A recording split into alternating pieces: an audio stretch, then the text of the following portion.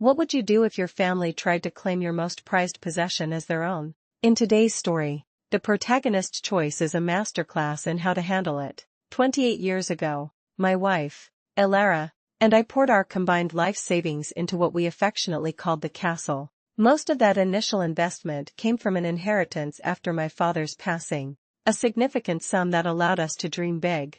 In reality, it was a derelict farmhouse nestled in the sun-drenched landscapes of southern Europe, but its charming, albeit small, turret earned it its regal nickname within our family. Elara and I had a shared vision: we'd forego a grand home in our native country, opting for a modest dwelling, dedicating our resources instead to transforming the castle into our idyllic retirement haven and a legacy for our future children.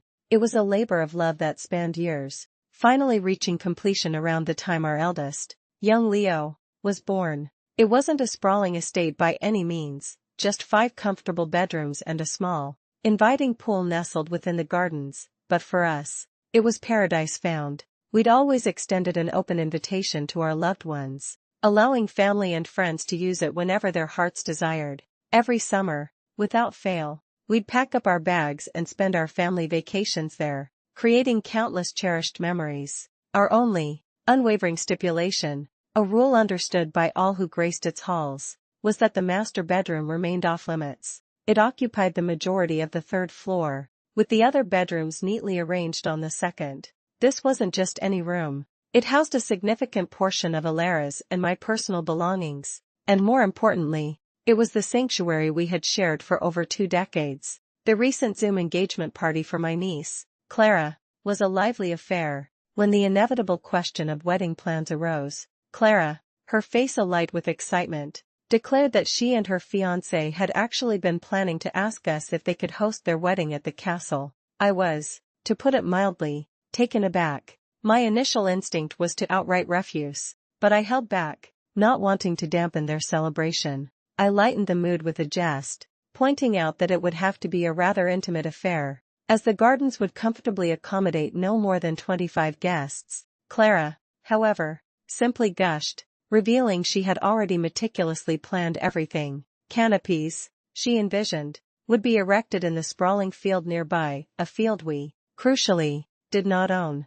As for accommodation, all guests would stay in local hotels, and she would arrange transport for us all to get to the villa. Elara and I exchanged a glance, biting our tongues, determined not to create a scene during their joyous engagement celebration. Later that evening, a text from Clara arrived, reiterating her grand plans. This time, I pressed her for details regarding the sleeping arrangements. After a bit of back and forth, the astonishing truth emerged. Her intention was to commandeer our master bedroom as the bridal suite, with the remaining rooms allocated to the wedding party. My wife, our children, and I, the actual owners, would be forced to find lodging elsewhere. This reveals Clara's greatest fatal flaw, her self-centeredness, which ultimately sealed her fate. I let the decision marinate overnight, discussing it at length with Elara. On Sunday, I sent Clara a polite refusal. I explained that the castle was simply too small for her vision, and more importantly, we were not comfortable with anyone occupying our private master bedroom.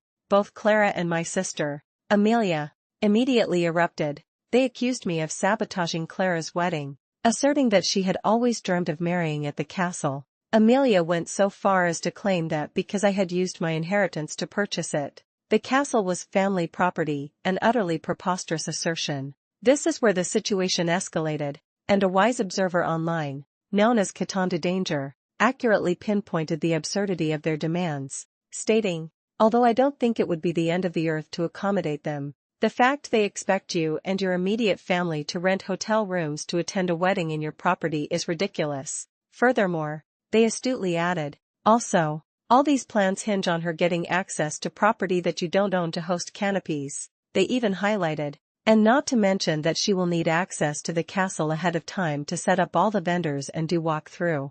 It is a bigger commitment and expense than she realizes." This commentary perfectly encapsulated the entitled nature of Clara's request. We did, however, offer a compromise when we texted Clara back on Sunday. We reiterated that the master bedroom was off-limits, but suggested 2 alternatives: either obtain permission and insurance to use the neighboring fields, or significantly reduce the guest count to 25. We even extended an offer to host a small rehearsal dinner, yet, she rejected all our offers. It was at that point, seeing her complete unwillingness to budge, that we issued our outright refusal. As another perceptive commenter, Nuxgamer, succinctly put it, it's your property and they shouldn't expect your whole family to vacate the property so they can have a wedding in your home. That's incredibly selfish. The moral of this story is clear: boundaries, particularly when it comes to personal property and peace of mind, are paramount. What would you have done in this situation? And where do you draw the line when family expectations cross into entitlement?